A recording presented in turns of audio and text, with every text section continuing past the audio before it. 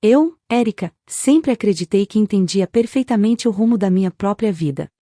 Acordava todos os dias antes do sol nascer, enquanto a luz pálida da madrugada ainda se insinuava pelas frestas da cortina, e caminhava pela casa silenciosa sentindo o cheiro do café recém-passado que minha mãe preparava com aquele carinho quase sagrado. Era nesse pequeno ritual que eu encontrava paz. O apartamento era simples, mas vivo, cheio de lembranças, fotos, livros empilhados e pequenos detalhes que minha mãe sempre dizia que carregavam história. Nós duas dividíamos mais do que um lar, dividíamos sonhos, dores, esperanças e uma fé que vinha de gerações. Eu acreditava que enquanto a voz dela ecoasse pela casa, tudo estaria no lugar. Ser professora de literatura era minha paixão desde menina. Adorava ver o brilho nos olhos dos meus alunos quando entendiam pela primeira vez um poema complexo ou quando descobriam que um personagem não era apenas o que parecia. Eu me perdia nas explicações, fazia analogias, dramatizava falas, e muitas vezes meus alunos riam dizendo que eu parecia interpretar a vida com o coração. Talvez fosse verdade. Na sala de aula, eu era forte, era segura, era inteira. Era o único lugar onde eu ainda lembrava quem eu costumava ser antes de me casar. Porque, no fundo, meu casamento com Renato tinha começado como uma promessa de luz, mas rapidamente se transformou em um ciclo constante de sombras. No início, ele era gentil, atencioso, cheio de palavras bonitas e gestos calculados. Minha mãe gostava dele, apesar de sempre observar com aquele silêncio reflexivo, como se avaliasse cada gesto dele sem dizer uma palavra. E eu, mergulhada no encantamento, ignorei os pequenos sinais, como quando ele reclamou do vestido simples que eu usava para trabalharmos juntos em um jantar de família. Você não tem nada mais adequado? Ele perguntou naquele dia, franzindo o senho como se eu tivesse cometido uma ofensa. Depois vieram outras críticas, sempre com um sorriso frio nos lábios, sempre em tons que pareciam brincadeira, mas que machucavam fundo. Érica, você precisa se modernizar. Minha mãe sempre diz que elegância não é para qualquer uma. E a mãe dele? Lourdes. Desde o primeiro instante, ela me observou como quem analisa uma peça defeituosa. Lembro do dia em que a visitei pela primeira vez após o casamento. Ela me recebeu com um sorriso duro e disse: Vamos ver se você se adapta. Renato exige padrões. Como se eu estivesse sendo contratada para uma função. Com o tempo, Renato começou a repetir essas frases, como se a voz dela tivesse se infiltrado dentro dele. E eu fui encolhendo. Não de uma vez, mas aos poucos. Como uma escultura corroída por água, desgastada tão lentamente que ninguém nota, até o dia em que você olha e percebe que não é mais a mesma. Minha mãe percebia. Ela não dizia nada abertamente, mas o olhar dela carregava preocupação. Às vezes, eu fingia entrar no quarto para trocar de roupa e a ouvia suspirar baixinho na cozinha, como quem conversa com Deus pedindo força. Em algumas noites, quando eu voltava da escola com o rosto cansado, ela segurava minhas mãos e perguntava: Filha, você está bem mesmo? E eu sorria fingindo firmeza. Tô sim, mãe. Só cansada. Mas eu nunca me convenci dessa resposta. O apartamento era meu refúgio. Era ali que eu e minha mãe cozinhávamos juntas, ríamos, lembrávamos de momentos antigos e orávamos uma pela outra. Era ali que ela dizia: Érica, Deus conhece suas dores. Ele vai te dar direção. Eu acreditava. Ou tentava acreditar. Mas Renato detestava esse apartamento. Detestava a simplicidade, detestava a decoração afetiva, detestava a forma como minha mãe e eu ríamos juntas na sala. Isso tudo é muito bagunçado, ele disse certa vez, olhando em volta como se o lugar o incomodasse fisicamente. E Lourdes completou, como quem dá uma sentença. Algumas pessoas não nasceram para ambientes sofisticados. Eu engolia tudo, sorrindo com educação, mantendo a paz e orando para que Deus me mostrasse porque eu sentia uma sombra crescendo entre nós. E a cada dia, a sombra aumentava.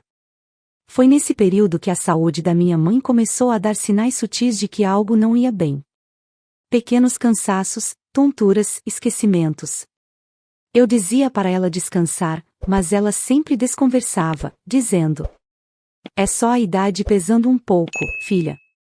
Mas havia algo no tom dela, uma preocupação escondida, que me deixava inquieta. Eu ainda não sabia, mas aquele equilíbrio frágil que eu tentava manter com as próprias mãos estava prestes a desmoronar. Como um copo rachado que sustenta a água por um instante, até que a primeira gota escorre pela fresta. Minha vida estava assim, estilhaçando devagar, silenciosamente, enquanto eu tentava acreditar que nada estava acontecendo. O que eu não sabia era que, para Deus me fazer enxergar minha própria força, Ele precisaria permitir que tudo o que era falso desmoronasse. E que essa queda já havia começado, muito antes de eu notar. A primeira vez que percebi que algo realmente estava errado com minha mãe foi numa manhã comum, daquelas em que eu ainda acreditava que podia controlar tudo ao meu redor. Eu já estava pronta para sair para a escola quando a encontrei parada no corredor, segurando a parede com uma mão e uma xícara na outra. O café estava derramando para fora sem que ela percebesse. Fui correndo até ela e perguntei: "Mãe, o que aconteceu? Tá tonta?" Ela me olhou com um sorriso frágil, como quem tenta esconder o próprio corpo desmoronando, e respondeu: "Deve ser só pressão baixa, filha. Nada que um chá depois não resolva." Mas aquele episódio acendeu algo dentro de mim. Um alerta silencioso. Comecei a observar cada detalhe, a forma como ela apoiava a mão na mesa antes de sentar, o cansaço que antes não existia, os cochilos longos, o apetite diminuindo. E cada vez que eu perguntava, ela repetia calmamente: "Não se preocupe, minha filha. É só uma fase." Mas eu sentia que não era. Enquanto isso, a presença de Renato e Lourdes se tornava cada vez mais sufocante. Eles não faziam questão de esconder o incômodo que tinham com minha mãe estar morando conosco. Certa noite, enquanto preparava um chá para ela, ouvi a voz da sogra ecoando da sala, baixa, mas claramente proposital para que eu escutasse: "Esse apartamento não tem estrutura para tanta gente. E convenhamos, Renato, isso tudo já passou da hora de ser resolvido." Renato concordou com um suspiro pesado. "Eu sei, mãe. Mas a Érica precisa entender certas coisas." Entender o quê? Que minha mãe incomodava. Que ela não era bem-vinda. Que o lar que eu lutei para manter de pé agora era visto como um peso? Aquilo me corroeu, mas permaneci em silêncio. Minha mãe, no quarto, não ouviu nada, e graças a Deus por isso. Eu não suportaria vê-la magoada por pessoas que sequer enxergavam a humanidade nela. Com o passar das semanas, a saúde dela piorou de forma visível. Começou a perder o equilíbrio, a se cansar com atividades simples e a esquecer coisas que nunca esqueceria. Eu a levei ao médico sozinha, enquanto Renato dizia que tinha uma reunião bem importante e Lourdes comentava que dramas exagerados só atrapalham. No consultório, a expressão séria do médico me fez sentir um frio na espinha. Saí de lá com uma lista de exames e a sensação de que meu coração carregava o peso do mundo. Eu tentava manter minhas rotinas na escola, mas chegava em casa cada vez mais devastada. Minha mãe percebia. Uma noite, enquanto eu a ajudava a se deitar, ela segurou minha mão com uma força surpreendente para quem estava tão fraca e disse: "Filha, você não está sozinha. Deus está com você. Não deixe ninguém te fazer acreditar no contrário." Essas palavras ficaram ecoando dentro de mim, como uma âncora que me impedia de afundar. Mas enquanto minha mãe lutava silenciosamente, a ambição de Lourdes se tornava mais evidente. Ela começou a fazer perguntas diretas sobre o apartamento. "Esse imóvel é dela ou é seu? Tá tudo no seu nome mesmo?" E quando eu respondia com cautela, ela sorria com um brilho estranho nos olhos. "Ah, entendi. Então se as coisas mudarem, tudo muda, né?" Era como ser observada por um predador paciente. Um dia, quando voltei do mercado, encontrei Renato parado no corredor, olhando fixamente para a porta do quarto da minha mãe. Ele nem percebeu que eu tinha chegado. Sussurrou para si mesmo, como se estivesse fazendo cálculos: "Tudo isso vai resolver muita coisa." Quando notou minha presença, se sobressaltou e sorriu sem graça. Ah, amor, tava só pensando em nada importante. Mas eu sabia. Sabia que havia algo se movendo por trás dos olhos dele. Algo que me preocupava mais do que eu estava pronta para admitir. Nos dias seguintes, a rotina virou um caos emocional. Eu acordava com medo de encontrar minha mãe pior, saía para trabalhar com o coração apertado, e voltava para casa sentindo o peso de carregar o mundo nas costas.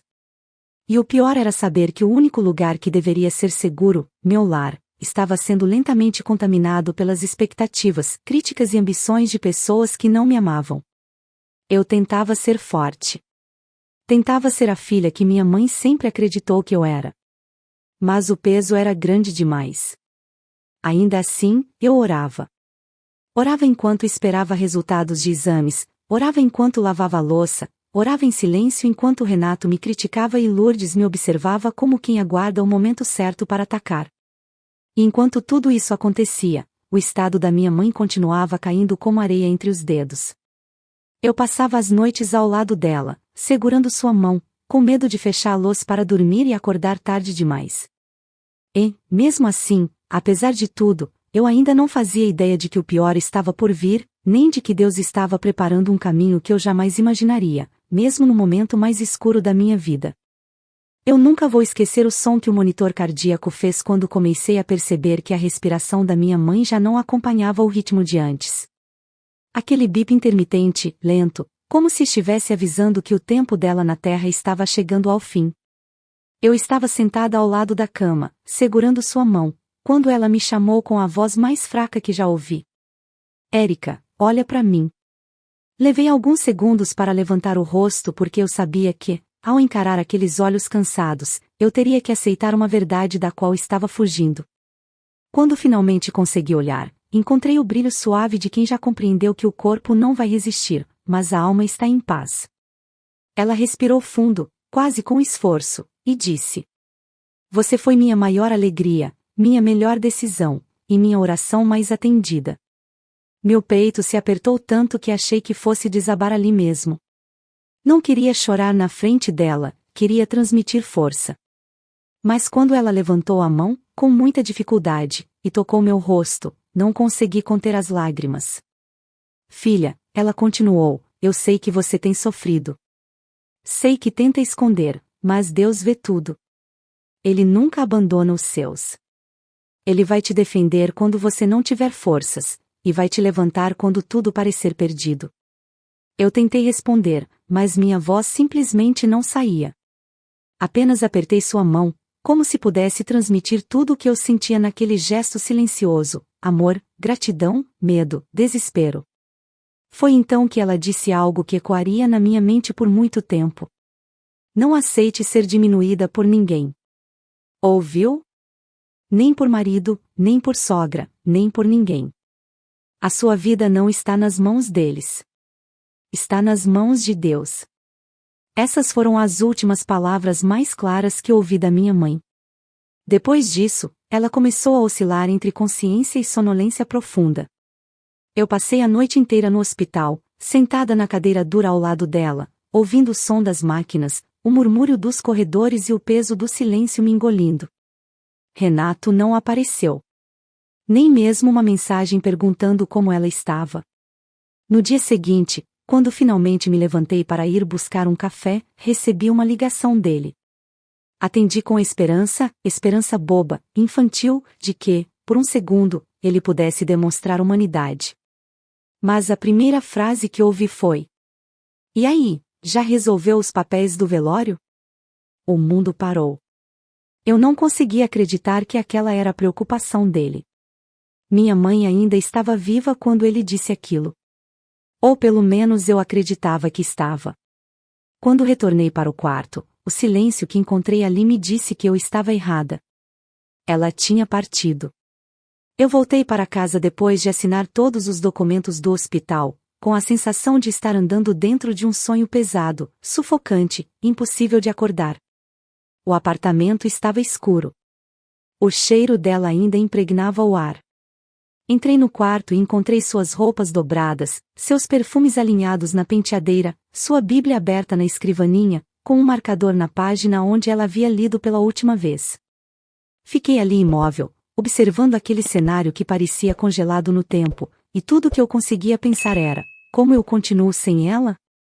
Enquanto eu chorava sentada no chão do quarto, ouvindo meu choro ecoar pelas paredes, ouvi a porta da sala bater. Renato entrou, resmungando algo como: acabei de chegar, não fiz nada, e, ao me ver, disse apenas: vamos agilizar isso. Não dá pra ficar gastando demais, tá? Não exagera. Foi nesse momento que eu percebi que meu luto seria vivido sozinha. Que a pessoa que deveria me apoiar se preocupava exclusivamente com dinheiro, aparência e conveniência. A dor ficou ainda maior. No dia seguinte, comecei a organizar o velório. Fui à funerária, escolhi as flores que ela mais gostava, conversei com o pastor, e fiz tudo com o cuidado que ela sempre mereceu. Cada detalhe era um último gesto de amor. Enquanto eu fazia tudo isso, Renato me ligava para questionar valores e dizer: não precisa de tanta coisa. Velório não é festa. Lourdes, por sua vez, mandou uma única mensagem: avise o endereço e horário. Não posso me atrasar. Nenhuma palavra de consolo. Nenhuma. Era como se minha mãe fosse apenas um obstáculo, um inconveniente que precisava ser removido da equação, para que eles seguissem em seus próprios planos, planos que eu ainda não conhecia, mas que estavam prestes a explodir diante de mim de uma forma que eu jamais poderia imaginar. Enquanto isso, o apartamento estava silencioso demais. Frio demais. Sem vida. A ausência da minha mãe era um grito constante nos cômodos. E, mesmo assim, eu ainda não sabia que aquele silêncio seria quebrado de forma brutal no dia do velório. A dor da perda já era grande, mas o que estava por vir seria ainda mais devastador. Porque a morte da minha mãe não despertou compaixão no coração deles, despertou ambição. E eu só descobriria isso quando fosse tarde demais para evitar o choque que mudaria minha vida para sempre. O velório da minha mãe aconteceria às 11 da manhã. Eu cheguei cedo, antes de todo mundo, porque queria ficar alguns instantes a sós com ela. Queria respirar fundo, me recompor e tentar encontrar fé suficiente para atravessar aquele dia. Quando entrei no salão, o cheiro das flores brancas me atingiu como uma onda suave e dolorosa. A luz era baixa, respeitosa, tocando o caixão com delicadeza. Caminhei devagar até ela e toquei sua mão gelada, e naquele momento tudo ficou real de um jeito que eu nunca tinha sentido antes. Mãe, eu tô aqui, sussurrei, tentando conter o tremor das minhas mãos. Minutos depois, familiares e amigos começaram a chegar. Alguns choravam de forma contida, outros me abraçavam apertado, mas todos demonstravam um carinho que aquecia meu coração machucado. Eu tentava receber cada pessoa com serenidade para honrar minha mãe, apesar da dor que latejava dentro de mim. A presença dela preenchia o ambiente mesmo na ausência, como se Deus tivesse permitido que o amor dela permanecesse ali, pairando sobre todos nós. Mas esse ambiente de respeito durou pouco. Pouco antes do meio-dia, ouvi vozes na entrada. Uma, em particular, alta e carregada de um esforço dramático, como se estivesse interpretando uma cena. Quando virei, vi Lourdes chegando, empurrando 2 malas de rodinha, carregando uma sacola enorme pendurada no ombro e uma bolsa tão cheia que parecia prestes a explodir. Atrás dela vinha Renato, carregando outra bolsa e uma mala menor. Minha respiração travou. Eles não estavam ali apenas como visitantes. Eles estavam chegando como quem se muda. Alguns parentes meus olharam para mim com olhos arregalados, como se perguntassem silenciosamente se aquilo era real. Eu também não acreditava. Parecia uma invasão disfarçada em tecido preto e lágrimas falsas. Lourdes colocou as malas ao lado da parede, com estrondo, como quem marca território. Fez um longo suspiro exagerado, segurou o peito e disse, com uma voz cheia de teatralidade: que tristeza, pobrezinha da sua mãe, enfim, Deus sabe o que faz. Mas logo depois, inclinou-se para mim, aproximando o rosto do meu ouvido, e murmurou com frieza calculada: agora que ela se foi, fica mais fácil organizar tudo, principalmente o apartamento. Senti meu corpo inteiro gelar. Afastei o rosto devagar, sem acreditar no que tinha ouvido. Mas o pior ainda estava por vir. Renato deixou as bolsas ao chão, esticou a camisa como quem se arruma antes de uma reunião, e olhou ao redor com aquela frieza que se tornará comum nele. Então disse, em voz alta o suficiente para 3 pessoas ouvirem: "Depois daqui, precisamos ir direto lá em casa. Quero adiantar as coisas." "Em casa?" Ele disse em casa, referindo-se ao apartamento da minha mãe. Eu respirei fundo, tentando manter a compostura. A última coisa que eu queria era fazer escândalo diante do caixão da mulher que me ensinou tudo sobre dignidade. Fechei os olhos por um instante, pedindo a Deus que me desse domínio próprio, porque se dependesse só de mim, eu teria explodido naquele instante. Mas não tive tempo nem de respirar direito. Quando me virei para acompanhar a cerimônia, percebi que Renato não estava mais ao meu lado. Olhei ao redor, confusa, até notar o vulto dele saindo discretamente do salão. Um dos meus primos me cutucou e apontou para a porta lateral. "Acho que ele foi ali", disse baixinho. Meu instinto me fez segui-lo. Caminhei até o corredor lateral do velório e encontrei Renato abrindo uma das malas que Lourdes havia levado. De dentro, ele tirou cabides vazios. Meu corpo inteiro arrepiou.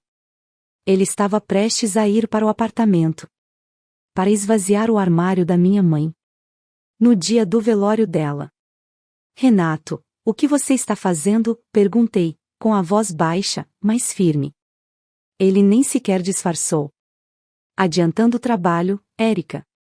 Quanto antes tirarmos as coisas dela, mais rápido resolvemos tudo. Não precisa dramatizar." "Doutor, dramatizar?" Minha alma quase saiu do corpo. Ele falou aquilo segurando um punhado de cabides como se fossem ferramentas administrativas. Enquanto isso, a voz de Lourdes ecoou pelo corredor, como um trovão envolto em veneno. "Érica, querida, já que sua mãe se foi, este apartamento será meu. É mais prático assim, não acha? Você pode ficar com o que sobrar." Naquele instante, eu senti como se uma mão tivesse apertado meu coração. Olhei de volta para o salão, para o caixão da minha mãe, e uma lágrima quente escorreu pelo meu rosto. Não era mais só tristeza. Era indignação. Era uma dor tão violenta que queimava. Eu caminhei de volta em silêncio, ouvindo o sussurro das conversas, sentindo os olhares constrangidos de quem presenciou parte da cena. Todos perceberam que algo terrível estava acontecendo ali, bem no meio do meu luto. Sentei ao lado do caixão, fechei os olhos e coloquei a mão sobre a tampa, como se estivesse tocando minha mãe mais uma vez. "Mãe, me ajuda", pensei. E naquele instante, senti dentro de mim uma força que não era minha. Uma força que não vinha da dor, nem da raiva, nem do desespero. Era algo mais profundo. Algo que me dizia que aquele momento não terminaria com eles vencendo. Eu só não sabia que, poucas horas depois, eu diria 2 palavras que fariam Lourdes e Renato congelarem diante de todos, e ali começaria a virada que Deus já estava preparando muito antes de eu imaginar. Eu estava sentada ao lado do caixão da minha mãe quando finalmente senti meu corpo parar de tremer. Até então, eu estava sendo empurrada pela dor, pelo choque, pelo absurdo de ver meu luto invadido daquela forma tão cruel. Mas naquele instante, algo dentro de mim começou a se alinhar, como se Deus estivesse recolocando cada peça do meu espírito no lugar certo. Respirei fundo, enxuguei o rosto com as costas da mão e me levantei devagar, como quem toma uma decisão que não pode mais voltar atrás. Quando caminhei para o centro do salão, o silêncio parecia uma onda que me seguia. Pessoas se afastavam, olhares se voltavam para mim, e até o ar ficou mais pesado. Lourdes estava encostada na parede, abanando-se como se estivesse cansada de esperar. Renato mexia no celular, completamente alheio ao que estava acontecendo ao redor. Minha família observava tudo com uma mistura de indignação e impotência. E foi exatamente essa cena, o desrespeito explícito, a falta de vergonha, a frieza, que despertou uma coragem que eu nem sabia que tinha. "Renato", chamei, da forma mais calma que encontrei dentro de mim. Ele levantou os olhos devagar, irritado. "O que foi agora, Érica?" Eu tô tentando resolver as coisas. As palavras bateram em mim como tapas, mas não me deixaram vacilar. Caminhei até ele, meus passos ecoando pelo salão. Ele segurava os cabides vazios como se fossem instrumentos de trabalho. A imagem era tão absurda que quase parecia cômica, se não fosse trágica. Você não vai a lugar nenhum, respondi. Ele riu, como se eu estivesse fazendo graça. Érica, por favor. Não surta agora. Não aqui. Tá todo mundo vendo. A gente precisa tirar as coisas dela do apartamento hoje. É questão de organização. Antes que eu pudesse responder, Lourdes se aproximou. Seu salto ressoou no chão como um martelo frio. Ela colocou as mãos na cintura e disse, em tom teatral, como se estivesse conversando com uma criança mimada. Minha filha, aceite. Agora que sua mãe se foi, esse apartamento precisa ser útil para alguém que realmente sabe valorizá-lo. E eu vou cuidar dele muito bem. Você pode ficar com um quartinho, se quiser. A audácia. A frieza. A crueldade. Por um segundo, senti meu peito arder. Mas o choro não veio. A raiva não me cegou. Ao contrário, me deu clareza. Uma clareza tão profunda que parecia vir de algo maior do que eu. Então eu inspirei fundo, deixando o ar preencher meus pulmões, e falei com uma firmeza que surpreendeu até a mim mesma. Chega. A palavra cortou o salão. Todo mundo se calou. Até os trabalhadores da funerária pararam por um momento. Eu olhei para meu marido, aquele homem que deveria ter sido meu apoio, e para a mulher que me desprezou desde o primeiro dia. Ei, com o coração queimando, mas a mente firme, disse o que precisava ser dito. Eu só tenho 2 palavras para vocês. Eles se entreolharam. Alguns parentes se aproximaram um pouco mais, como quem pressente um terremoto prestes a acontecer. Lourdes levantou o queixo, impaciente. Renato bufou, cruzando os braços. Foi então que eu soltei. Escritura legalizada. O salão pareceu congelar. A expressão de Lourdes foi a primeira a despencar. A pele dela perdeu cor instantaneamente, como se tivesse levado um choque elétrico. Renato largou os cabides, eles caíram no chão com um barulho seco que ecoou pelo ambiente inteiro. Ele piscou várias vezes, como se não entendesse, como se a lógica tivesse escapado de sua mente. Foi então que continuei. A escritura do apartamento está no meu nome. Totalmente no meu nome. Sem brechas. Sem contestação. Sem divisão. Sem espaço para vocês se meterem. Renato balançou a cabeça, incrédulo. Como assim? Isso não pode estar certo. Você não teria feito. Eu o interrompi. Não fui eu. Foi minha mãe. Ela previu exatamente esse tipo de coisa. Visitou um advogado, regularizou tudo e garantiu que ninguém, pudesse ameaçar o que era dela. O que é meu agora? Os olhos de Lourdes se arregalaram. Mentira. Ela não faria isso. Ela não era esse tipo de pessoa. Não era, respondi. Mas ela também não era cega. Nesse momento, o advogado da família, o mesmo que minha mãe havia procurado, entrou pela porta do salão. Ele carregava uma pasta preta nas mãos e me cumprimentou com um aceno respeitoso. Érica, sua mãe pediu que eu entregasse isso hoje. Na presença de testemunhas. O choque nos rostos deles foi tão forte que parecia uma cena de novela. Lourdes deu um passo para trás. Renato abriu a boca, mas nenhuma palavra saiu. As pessoas ao redor começaram a murmurar entre si, chocadas, indignadas, aliviadas, cada um reagindo à sua maneira. Eu permaneci firme. O advogado abriu a pasta e mostrou os documentos. Escritura autenticada. Transferência comprovada. Cláusulas protetivas. Tudo legal. Tudo irrefutável. Tudo blindado. Meu marido tentou argumentar, mas as palavras dele eram tiros de festim. Isso precisa ser revisto. Não é possível. Érica, você tá fazendo isso de propósito. Isso é. Isso é justiça, respondi. Lourdes levou a mão ao peito, como se tivesse sido atingida. Você está nos expulsando? Eu olhei nos olhos dela, sem desviar. Estou protegendo o que minha mãe deixou para mim. E sim, vocês dois vão embora. Agora.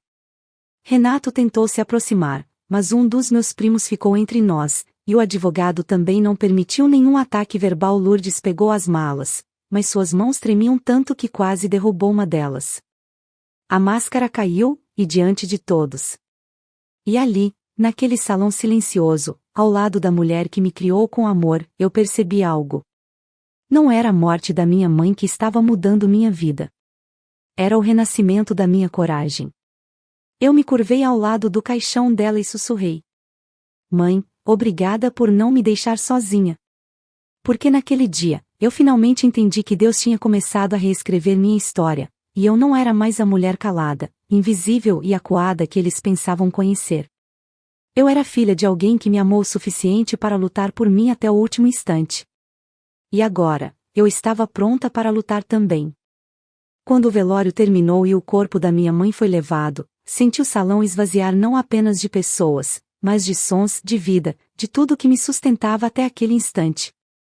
Fiquei alguns minutos sentada sozinha, respirando fundo, tentando processar tudo o que tinha acontecido. Lá fora, o céu estava cinzento, como se até Deus estivesse lamentando comigo, mas dentro de mim havia uma chama acesa que eu mesma não reconhecia. Eu sabia que, ao sair daquele salão, enfrentaria uma guerra que já estava declarada. E eu não tinha mais medo. Enquanto recebia os últimos abraços de amigas e parentes, notei que Renato estava na porta, segurando o celular com tanta força que suas mãos estavam brancas. O rosto dele estava rígido, contido, mas eu via a raiva nos olhos, aquela raiva silenciosa de quem foi surpreendido, exposto e contrariando no lugar onde menos esperava. Quando me aproximei, ele disse sem sequer olhar para mim. Preciso falar com você a sós. A forma como ele disse aquilo, como se tivesse direito, autoridade, domínio. Eu respirei fundo e caminhei com ele até um canto afastado da área externa. A chuva começava a cair, fina, tocando meu rosto como pequenas agulhas geladas. Assim que ficamos sozinhos, ele explodiu. Você fez isso para me humilhar. Você armou tudo. Você e sua mãe, vocês fizeram isso de propósito para me prejudicar. Olhei para ele com a calma que nunca tive. Eu não armei nada. Eu nem sabia que minha mãe tinha feito isso. Quem armou foi você, Renato. E foi pego no próprio plano. Ele se aproximou mais, a voz tensa, o maxilar travado. Eu perdi oportunidades por sua causa. Eu deixei de investir em coisas importantes esperando que aquele apartamento entrasse para facilitar a nossa vida. Você acabou com tudo. Foi aí que a verdade finalmente saiu de dentro dele, a verdade que eu sempre intuí, mas nunca quis admitir. Ele nunca se importou com meu bem-estar. Nunca se importou com minha mãe.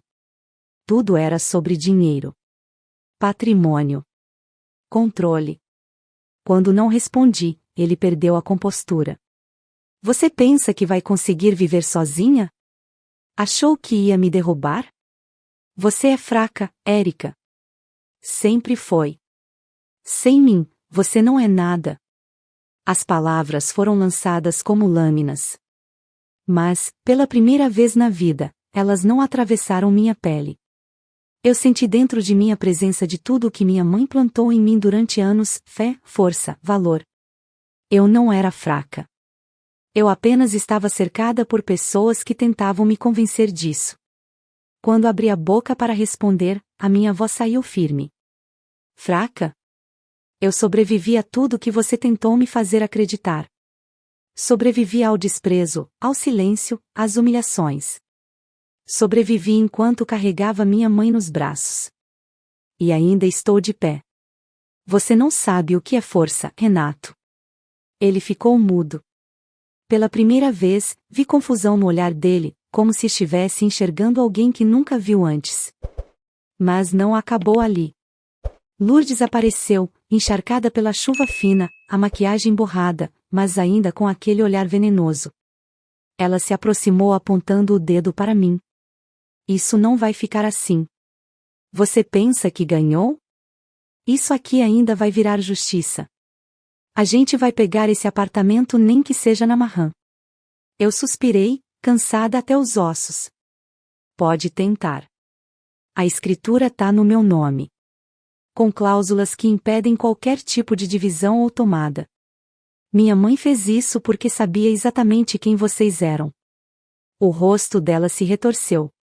Você é ingrata. Eu acolhi você na família. Dei conselhos. Te tratei como filha. Eu ri. Não por deboche, mas por incredulidade. Tratar como filha? Você nunca tratou ninguém como filha. Você trata pessoas como objetos. E eu, finalmente deixei de ser um. Lourdes deu um passo em minha direção, mas meu primo Miguel surgiu ao meu lado imediatamente, firme, pronto para impedir qualquer agressão. O advogado, que ainda estava no local, também se aproximou, deixando claro que não permitiria nenhuma ameaça. Renato puxou a mãe pelo braço, irritado. Vamos embora, mãe. Chega. Mas antes de ir, ele me lançou um último olhar. Era diferente, não era ódio puro. Era medo. Medo de perceber que tinha perdido o controle que achava ter sobre mim.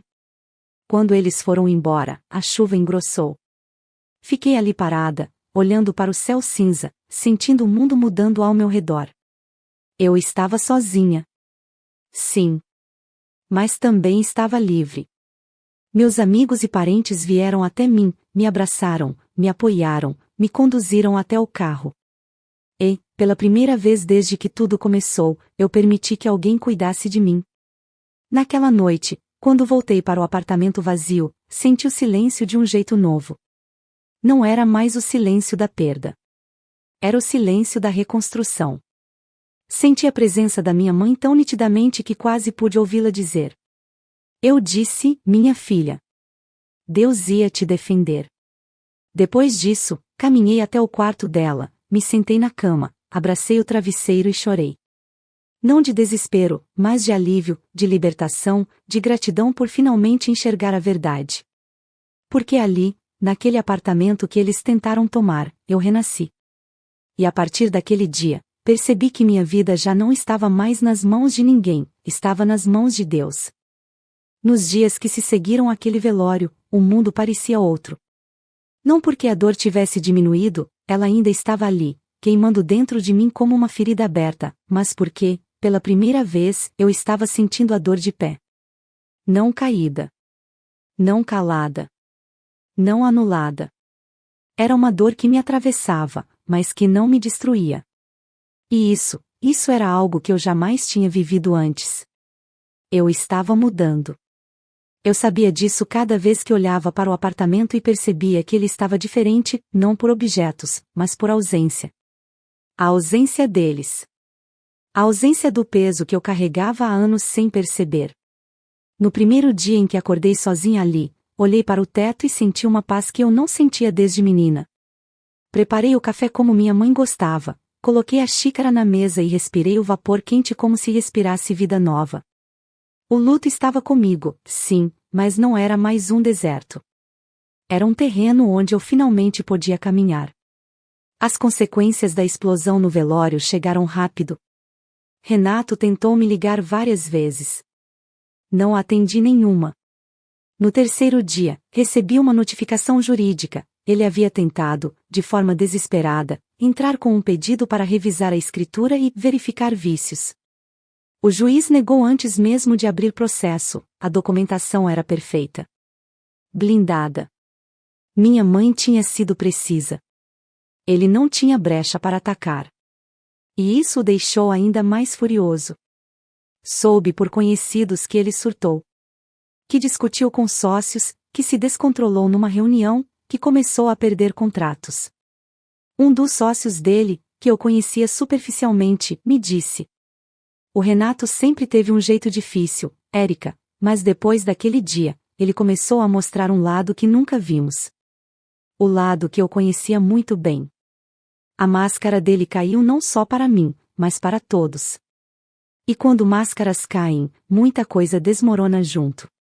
A imagem dele na empresa, construída com tanto orgulho e aparência, começou a rachar. Clientes reclamaram, funcionários pediram afastamento, e, aos poucos, ele foi percebendo que a vida perfeita que acreditava controlar era feita de areia. E Lourdes? Ah, Lourdes! Ela tentou manter a pose no início. Tentou contar a história a seu próprio modo, dizendo que eu era ingrata, manipuladora, que tinha roubado um patrimônio que deveria ser da família. Mas as pessoas não são cegas. Nem surdas. Todo mundo sabia o que ela tentou fazer no velório da minha mãe. E isso não se perdoa facilmente. Os vizinhos dela se afastaram. Os familiares, que sempre a suportaram por conveniência, começaram a evitar encontros. Até o círculo de amigas, aquelas mulheres que adoravam fofocar enquanto seguravam taças de vinho, passou a tratá-la com frieza. Ela ficou isolada na própria arrogância, como alguém que finalmente experimenta o gosto amargo das próprias ações. Soube que ela ficou doente pouco depois. Não fisicamente, emocionalmente. A vergonha machuca, e nela doeu fundo. Mas, mesmo assim, ela nunca me procurou para pedir perdão. Não era do tipo que reconhecia erros. E eu, do meu lado, decidi que não precisava mais esperar arrependimento de quem não possui humildade no coração. Enquanto eles viviam suas consequências, eu comecei meu próprio processo de cura. Voltei a trabalhar devagar, conversando com meus alunos, ouvindo seus dramas adolescentes que, curiosamente, me davam leveza. Reformei o apartamento, não para pagar minha mãe, mas para dar continuidade à vida que ela sempre me ensinou a amar. Troquei as cortinas, pintei uma parede, comprei plantas novas. Tudo com carinho. Tudo conversando com ela em silêncio.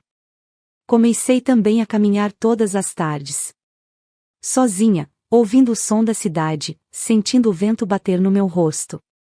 Às vezes eu chorava no meio da rua, lembrando dela. Outras vezes sorria lembrando de alguma frase que ela dizia sempre. Filha, viver é continuar mesmo quando parece que a vida parou. E eu continuei. No final daquele mês, recebi uma ligação do advogado. Ele queria entregar uma última carta da minha mãe, uma carta que ela havia deixado preparada caso não sobrevivesse. Quando fui buscá-la, minhas mãos tremiam. Sentei-me no banco da praça em frente ao escritório, abri o envelope devagar e li cada palavra como quem lê um testamento emocional. Minha filha, se você está lendo isso, é porque Deus quis te levar para um novo tempo. Não tenha medo de caminhar sozinha, porque nunca estará sozinha. Honre a si mesma. Não aceite migalhas de ninguém. Você nasceu para ser inteira. E, quando sentir saudade, olhe para cima, é de lá que vem sua força. Eu chorei tanto que o papel ficou manchado. Mas foi um choro diferente, um choro que limpa, não que destrói. Amanheceu um novo capítulo dentro de mim. Decidi fazer algo que nunca tive coragem de fazer enquanto casada, me matriculei em um curso de pós-graduação.